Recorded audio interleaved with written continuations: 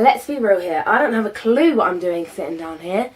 I never really do, but I just see what comes out my mouth. Then if it's good, I post it. And if it's not, I don't. So, yeah, today I wanted to sit down and talk about school and mental health and how that affected me.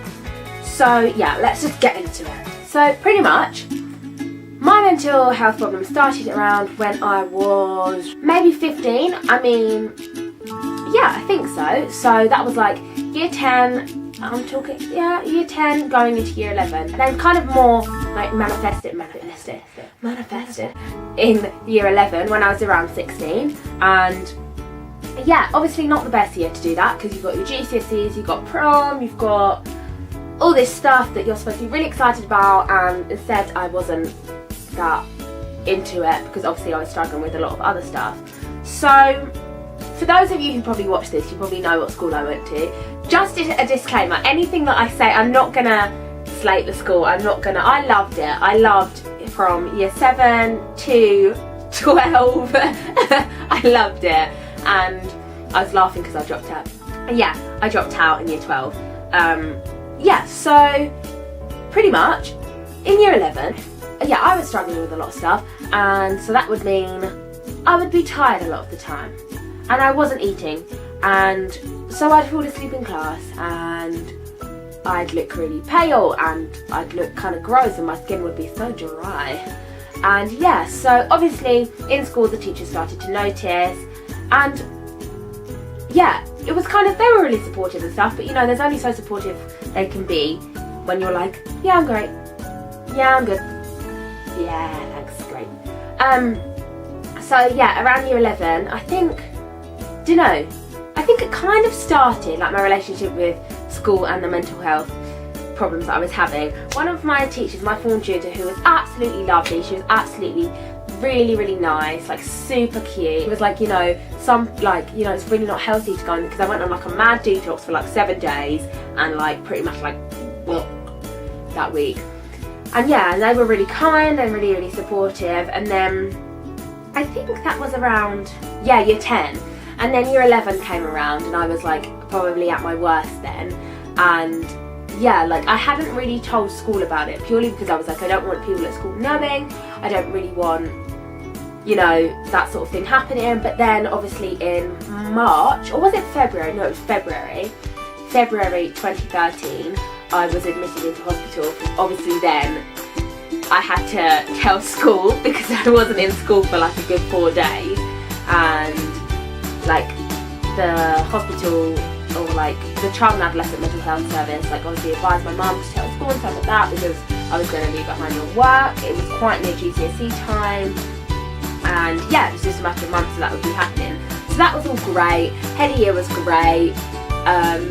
Friends were great, some of them not so great, and yeah, then that year I was due to go on a music tour, and yeah, that ended up really bad. Like, I ended up getting kicked off the trip, getting sent home unfairly, and yeah, it was horrible. Like, obviously being a 16-year-old who's mentally ill, getting sent home on a plane from Italy to home is not fun.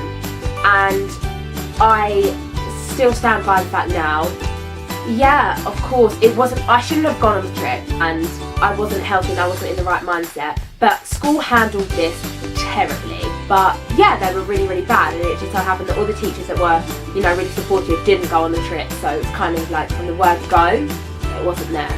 And my best friend, he was also on the trip, and his family were out there, and our family were friends. So my mum said, you know, his mum said, if anything happens, like, we'll look after her. They did not call them. They did not let them know that I was being sent home. They just sent me home. So, you know, by the time I set foot on English ground, they found out, but crazy time. But yeah, that wasn't good. And yeah, they didn't handle that well. And I think school should be one of those places that, you know, you feel safe and you know that people are going to be supportive. But I don't know what it is. I don't know whether it's because I went to a Christian school and everything just kind of gets under that carpet. We don't even have a carpet anymore. We just have dirt, like, you know, like. But yeah, So I came home, then I was like, what do I do? Do I go to sixth form? I don't know. And at this point I was adamant that I don't want to go to college, so I was like, well, I'm going to sixth form, I'm going to get A-levels. Future Gel should have told me, you're not getting A-levels. You're really, really not getting A-levels. I did love my school and I did love the people there and I did have a great time, but at the end of the day, it gets to a point when it's just not for you and people weren't supportive anymore and it all went tits up and you have to leave, and sometimes it's the hardest thing to leave behind when it's your ultimate comfort blanket. Of course, you've gone from being a little dumpling 11-year-old to being an 18-year-old who has learnt a lot about life, probably a lot more than other people her age have. So yeah, sometimes you just have to move on and go down other paths. But if you are at school and if you are struggling with mental health problems, I recommend telling someone because it's the best thing you can do and people will love you anyway. And if it's not the right thing to do and you aren't supportive, get yourself out of that place and leave because you are better than that.